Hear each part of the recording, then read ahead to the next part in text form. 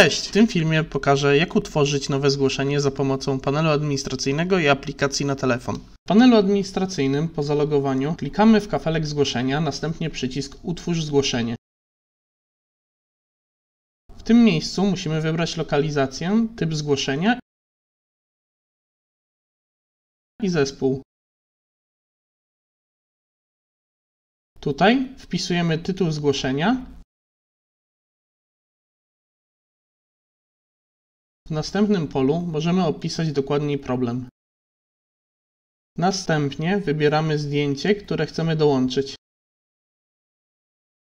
Po wypełnieniu całości zapisujemy zgłoszenie.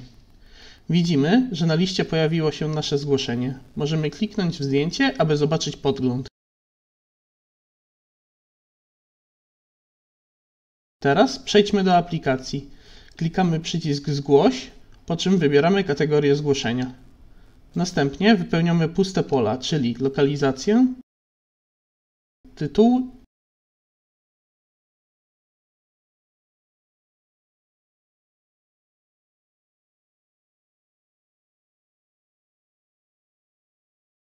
i opisujemy zgłoszenie. Teraz robimy zdjęcie i zapisujemy, klikając czerwony przycisk, po czym podpisujemy się.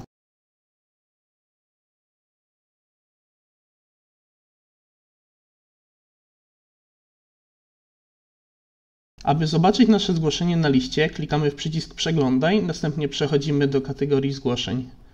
Tutaj możemy zauważyć nasze zgłoszenie, do którego możemy przejść